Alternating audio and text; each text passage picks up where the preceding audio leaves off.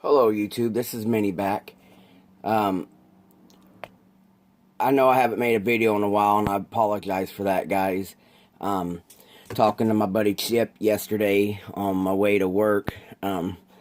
Just a quick little phone call, and he was just asking how I was and everything, and he hadn't seen me post. And I think I told him it's kind of hard for me to post when I really don't have nothing to offer. Not meaning offer, meaning I really didn't have a whole lot going on. Builder's block, maybe, something like that. But my mojo has been coming back, and as you can see, I got several things on the bench. I decided to do some work to the Chevette that Gary Ruby and I started last year. Heck, it might even been in 2015. I let Gary do his thing, and then he sent it to me, and I was going to finish it off. I changed a few bits on the motor, and then the next thing you know, I changed a few bits on the way the interior was done, and then I sanded it down, shaved the door handles, marker lights, stuff like that, and then I kind of just... I got other projects chumped up. I hooked up with Scale World, and I took on a great partnership with Pete over there that owns Scale World, and my build motivation kind of switched, and I built several for Scale World for myself, all in a real, like a real quick amount of time, and I think I kind of just puttered out, sometimes you have a full tank of gas and then you run it to the point to where you're barely moving. So I tried everything I could do to get past the builder's block, and I redid the bench. If you guys seen the video on that where I put up, I tore down my old bench I'd been on for years, and then I built a new bench. And then I got rid of my testers enamels and started, picking up the Vallejo paints and colors. And then I ran out of room, so Pete found a Chinese maker and bought me a test sample, but it only held so many paints. So I took that as a template and I made my own paint stand. I outgrew it. The way I changed some functions around, it kind of wasn't suiting my needs. Gil over there at the Styrene Syndicate, when they had their 48-hour marathon, they're doing giveaways, and I won a set of Badger Stynylrez primer. Come to find out, it's the same primer that my friends over at the ISM, the UMP Ultimate Products. You guys can see the badge here on my table. They sell, and it's been rebadged under the Ultimate Products. It's a great primer, but I had it shoved away in a shelf, and then Blair Fletcher, with the help of the Gap Hill Speed Shop, they did a video on weathering, and you guys noticed that, I tried to do the Bronco weathering, and I did the 66 Chevelle at the end of last year, because weathering was something that I never attempted. I always was excited about it, loved to look at it. So I picked up those colors that John and Blair had mentioned in John's video. If you guys ain't subscribed to Gap Hill Speed Shop, go over there and give him a subscription. He's also became a good partnership with us over here at ScaleWorld.net. Prolific builder, builds a little bit of everything. Go check out ScaleWorld.net. You'll see his work, you'll see my work. You got a few other people on there that contribute a lot to the web page, and you guys can also always enter your own stuff. Here's some of the links. The way the new camera is set up, I got to where I could build in front of the camera, and it kind of leaves you guys looking at this sideways. But I've been doing some stuff. I'm getting my mojo back, getting it back in order. Finally made a paint stand that will hold the paints I already have, enough to hold the paints that I want to get. Like UMP has a great line of washes that I'm trying to save up to get. It's about $70 to get it shipped here to the US by the time you pay their price and the money exchange and stuff. But it's a good wash. It's a great amount of wash. It ain't just like a little bottle of wash that I could get from Vallejo and fit right in my stand. But my wife, she got me, if you see the line of the eye drop bottles in the back with the black lid, she picked those set up for me off of eBay. There's 25 of them in a lot. So I transferred over some of my folk art stuff that I like to use. You can see the big bottles back there of the Americana and folk art stuff. That's what Blair uses to do his rusting techniques. I tried them. I liked them. I can work with them. So those are big bottles for bigger projects, but they'll soon disappear. Ken over at the Badger page, they're making 6 new primers, and I plan on getting all 6 of those primers to go along with the first set of 6 Stynylrez that I have. Really good primers, almost for my liking. I thin them just a little bit more, but they're ready to come right out of the bottles to shoot. I airbrushed them. I paint brushed them all right here. This is the MJ Pinot. See if I can get the camera down here. This is the MJ Pinot. And even on here, I use, let's see if I get my light situated.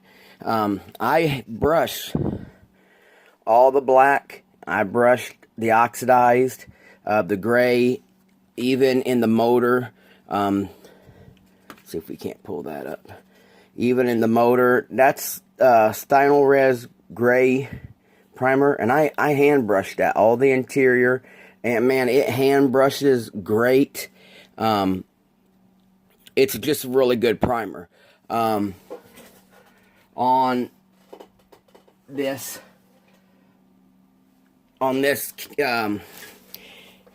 cave troll that I did from the Reapers, this is the Stynylrez green primer, and then I just put a Vallejo wash over it. But this is brush paint, and it levels itself out, so it's a really great primer. So soon I'm going to get rid of, I'll get rid of those 6 in the background, or on the middle shelf. I'll get rid of those 6, and I'll put the Stynylrez primer in there, because when my wife bought me the little bottles up top, I put all the colors that I'll use. I'll put all the colors that I use in here, and just made me a little label, and then I can just take, and then like I said, I could just do little drops. Let's see if it, childproof locks, man, they screw on there a lot. And then it's got the eyedropper, so that way I just put in a little bit of what I want. And I've been watching Andy's Hobbies, watching Paul Britlin, and Brett. Right now, Brett at the High Altitude Scale Modeling, he's actually doing some rust tutorials on YouTube. He's going to be a series of videos. He's already started a few of them. The way he's showing the streaking and everything, this right here gives me better application, instead of having a whole bowl on a whole, like on my paint thing, and then having a lot of it go to waste. And then I also switched over all my Tamiya clears. I put all my Tamiya clears in these little blacks too, because if you guys have the Tamiya, Tamiya has a great clear, because it's really transparent, and it's alcohol based, so they don't dry. I haven't had them dry out as much as my enamels. But I was telling another guy, I can't find the ball bearings for my paint agitators that a lot of people are putting in their paint. So I went and I got fish rocks. I got this whole bag of fish rocks for $2.99 from Walmart, and I put 4 and every I put 4 in every bottle up there, and they work really good. And I and I still got a gang left, so I put some on the King Troll base up there just to make it look like he was, you know, catching some jewels. And then I put all my clears in that. And the way I got the paint stand set up now is I got something to hold my water, and right there's just distilled water. The guy at Tabletop Games in Overland Park, Kansas, had mentioned to me that there's really not a good acrylic thinner, that he uses just distilled water. And I've been using the distilled water since he told me that, instead of like alcohol or something. A lot less damage to my brushes. They work really good on the paint. They're easy to blend the paint. So I've been using that. And then I made me all my paint brushes here. You guys remember I used to have all my paint brushes and everything set over here. I just kind of got tired of all my paint being to the side of me. I wanted it more in front, more locatable. And then I got my Molotow chrome markers. When I purchased those through the company, Scale World was like the mediator for me, the middleman. And we debated on whether getting 2 of each. Pete replied to me, he says, I probably won't use them as much as you will, so let's just get 1 set and we'll see how they work. So we contacted artprimo.com. Dan over there at artprimo.com. By the way, they have a great YouTube channel. If you guys are into calligraphy artwork or graffiti artwork, stuff like that, go over there and check out Dan's channel, and just like their company name, artprimo.com. You got to see some of the stuff that Dan does. He did this train. It's like a box train, or maybe like a subway looking train. And the way this man just throws down some colors, and then he does some outlines, and then he starts adding in what he calls fillers or pops. Just great calligraphy work. Great graffiti artist and stuff. So they went ahead and sent us the 3 pins, some stickers, which I really enjoyed the stickers because they went right up on my bench and the wall and everything. And I got a spot for those. Then I made me a spot in the back. See if you guys can't see that. I drilled it to where I keep all my knives. Kind of, it looks dangerous with all the blades straight up, but I know with them looking like that, that I know which ones are my preferred scribers. The 2 little thin ones on the right, I got 2 different nodule heads on the top of those. The one with the cap on it is a double-bladed number 11, so that way I can get really thin tape lines. But I purchased this Azu tape from UMP last year. And this tape here, man, it is super. Let me get the camera down to you guys. It is super, super, super thin, and they sell it. You can buy it 1 at a time. But it's cheaper if you get the 6-pack, and I got the 6-pack, and it's all the different millimeters. Now it's yellow like Tamiya tape, but it's not exactly like Tamiya tape. There are some other companies out there that have the Tamiya tape. You guys can go online to Mega Hobbies and stuff like that, and you know, you can get the wider things of Tamiya tape. But this tape here, you can see all the different sizes. So I picked it up. It was cheap enough, so I went ahead and picked it up. It's something that I could have, you know, I've cut myself over and over and over to do, but when I seen it cheap enough and it's pretty thin, and the difference about when I make that blade and try to cut it myself, it don't always stay the same width, you know, it comes in and out. And then my sanders, I didn't put the sanders in a permanent spot on this, so that way I can move them around and use them. Outside of this one here and this one here, I bought the UMP, right here you guys can see their sign. I bought the UMP Ultimate Sanders package, and this right here is a buffer. I probably won't ever use the buffer for anything to my liking. So what I did is I took one of the buffers, I put a 36 grit on it, and I took one of the sanders, they're 220 sanders, and I put 36 grit on it too, so that way I had a rougher sander. But then they have a 220, and it's a double-sided 220. They have this 180 right here. One is called Sponge. Here's the Sponge. It's super, super thin. It's 220 grit, and it's super, like, you can really get in there. You can push it in there. And then right here's what they call the skinny sticks. And because you can sand, and it's sandpaper all the way from tip to tip. So you have these thin ones, and you have these wide open ones. And then you just have, you know, your regular sanding stick. So they have the 220 and another 220. Right here's the really little 180. Right here's a bigger 180, and it's double-sided. This one here, this right here is a 220 and a 1200. It's a double-sided. You got the 1200 on this side and 220 on this side. This is probably as thin as smooth as I'd want to go when I do my body work and everything. So that's why I don't really use the buffer. I go to the 1200. Guys, I've abused the shit out of these. You can see how roughed up they are. They sand good, even in the crinkle spots where I push down to try to get in there.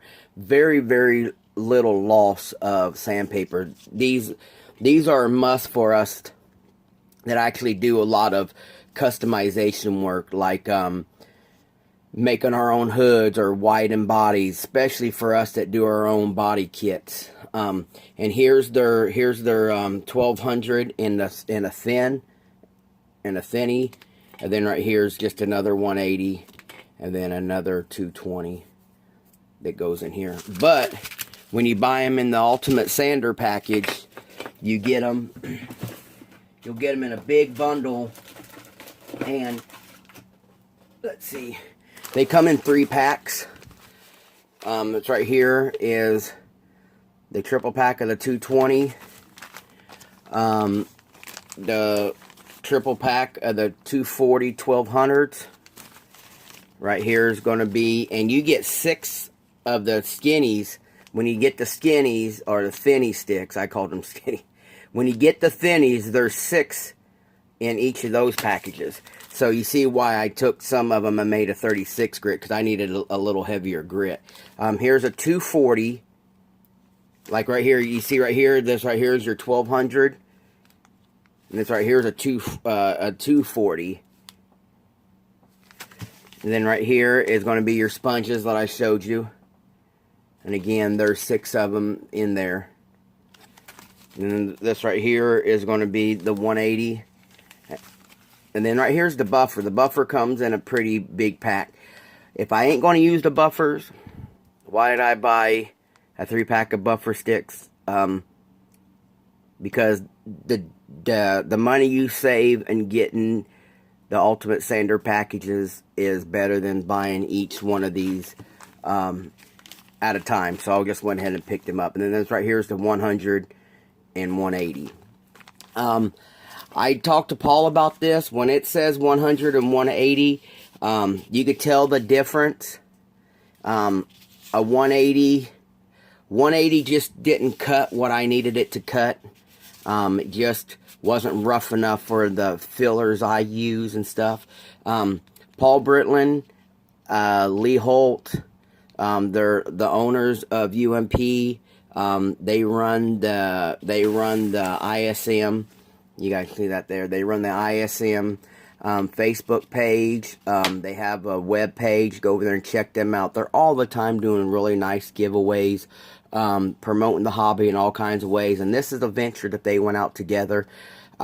Their aspect was more of, I don't want to say your box stock builder, but they aimed these products to the modeler that is enhancing a model kit, not really forming stuff. Like, you know, resin, they're using resin wheelbase, resin bombays. These products were set to help you modify resin to fit into plastic, and, you know, to clean up a kit to build a really, really great kit. I'm a little harsher with, you know, customizing stuff. You know, look at my table. You know, this right here is supposed to be the Mobius 65 Belvedere, and it's got an AMT 65 Chevelle roof on it, custom hood.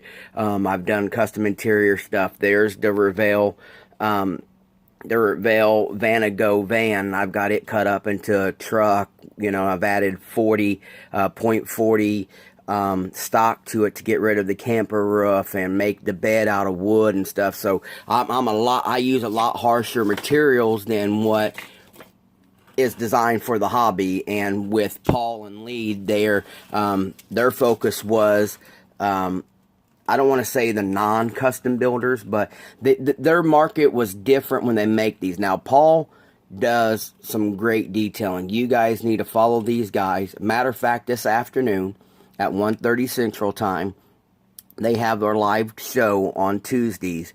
Usually it runs just shortly till 7 my time. It's around midnight their time. So basically 2.5, 3 hour show. You know, it might be a 4 hour show. I'm not that smart, guys. I'm a model builder, not a timekeeper. And so go check those guys out. It's ISM. They're on YouTube. You can pull them up. They do a live show. They chat with us. You can ask questions. They share tips. I've made some great friends from those guys. Timothy Ivis, Ivan, Taylor. You got Dan. Oh my God, there's just so many great guys over there. I've learned so much that I've actually, watching these guys build and do stuff, I've kind of, I was still in my slump, but with watching them and them guys asking questions and doing some encouragement, one of our YouTube guys by the name of Bill Jr., oh, I call him Bill Jr., but you guys know him as Bobblehead. He had some kits, and I had a Ford Falcon that he's been wanting to build, and so I traded him that Ford Falcon for a few military kits. I've been wanting to do some military stuff, but I just kind of wanted to, I didn't know exactly what I wanted to do. But Timothy Ivis, on their Friday live show for ISM, always does new kits. They do some kit reviews. And then you always got people in there that are building stuff. So you have, you know, they'll show what they're working on and building. And at one point, there's a guy on there. He built the I think it was the 1/10 scale or 1/12 scale of this BMW. Very good looking kit. I made a comment on it. Bill over there at Bobblehead, he had seen that I made a comment on Facebook about Fran's build. That's who it was. It was Fran. And he said, I have one on 1/35 scale. If you're interested in it, I'll give it to you. And I told him, well, let's do some trade. I know he wanted that Falcon. So we made some deals. So I picked that up. And I picked this up. Let's see if you guys can't see it. And they were great builds, guys. It got me out of my comfort zone. It got me out of my builder's block. And here, you know, this little thing here fits in my hand. But I used a Molotow Chrome. See if I can't get us a better light. I used a Molotow Chrome pin focus. And I gave it a beveled edge. I still wired it. It's got a fuel filter in there. I painted the bags. The seats, and then I made it a civilian, but I still added some details to it, like I made tail lights for it, exhaust tip.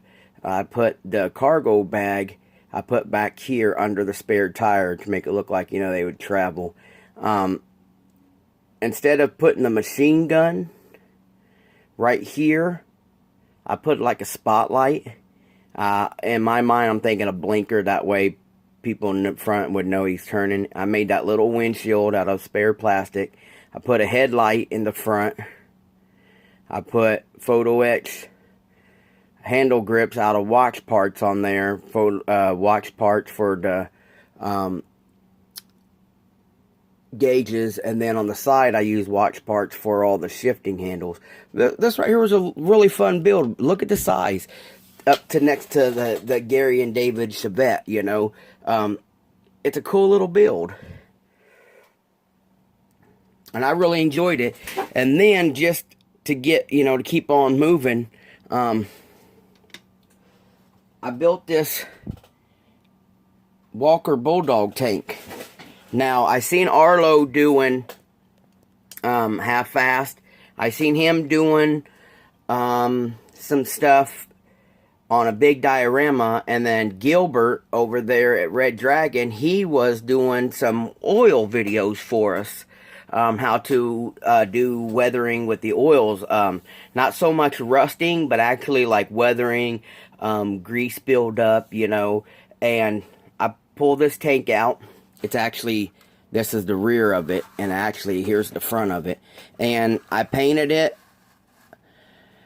a dabber green is what they call it. It's just a dark olive green. I used just an umber wash over it, and then I went in there and detailed it. But what I enjoyed about building this tank, guys, when I was younger, I started building models at 5 years old on my dad's lap. So as I progressed to getting older, my dad took me from 1/32 scale snap-togethers to 1/25 scale snap-togethers to about the age of 8, 10, you know, between then.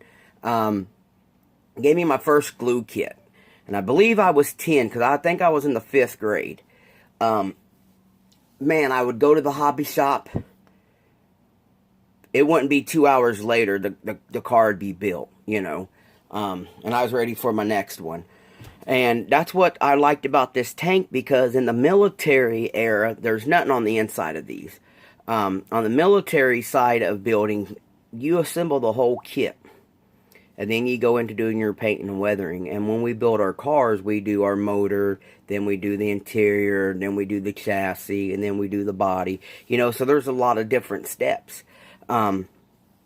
Chip Reamer, Chevy Cheeseburger, had once told us all that treat each part of a model build like a kit itself. And, you know, I've heard Hunter Shelby say the same thing. And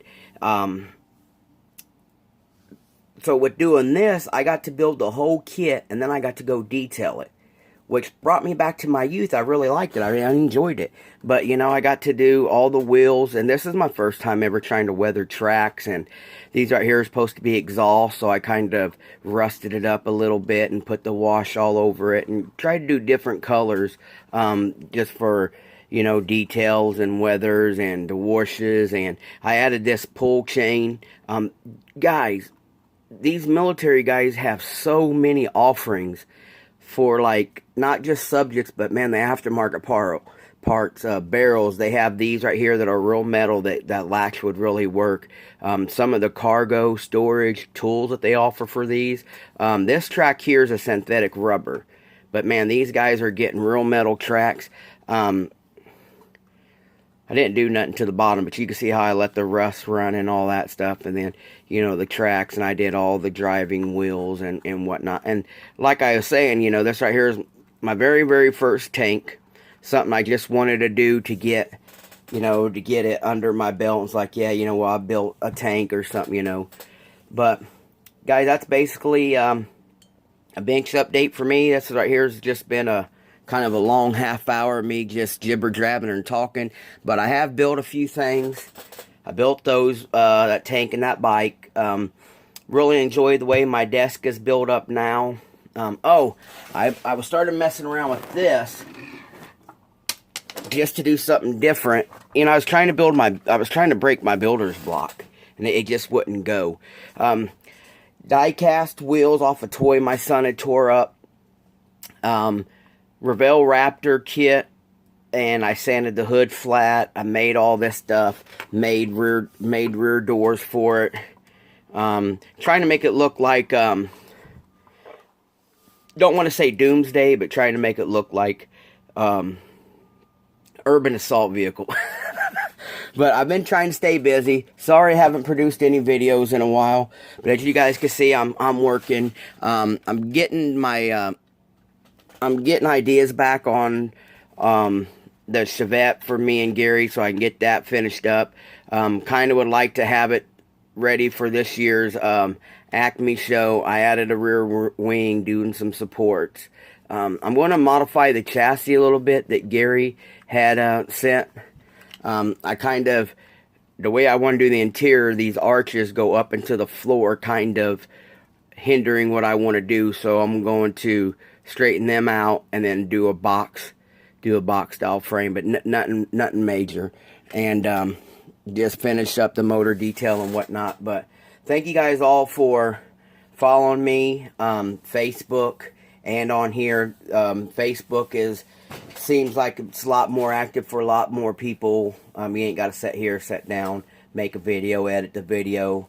I had a lot more to add today, but I got excited with showing you guys what was on the bench update. So I'll probably have another video out tomorrow. So I want to thank you. I want to wish Hunter Shelby the best of luck he's dealing with some family stuff, and posted a video today that he's going to back away for a minute. Glad to see Gil getting back to some of the live shows with some of the brother hangouts there. And guys, let's support Young Model Master, Skylar, McCoy's Models, and Clifton, as these guys are doing a little Friday night hangout every week. And it's great to see these young guys staying in the hobby, getting really good in the hobby, and keeping it growing. That's our future. So maybe one Friday night you guys tune in to Young Model Masters channel. Don't forget today, check out the ISM guys and watch their live show. This is Minnie. Sorry for the long video. I hope you guys watch it all the way through. See you on the next update.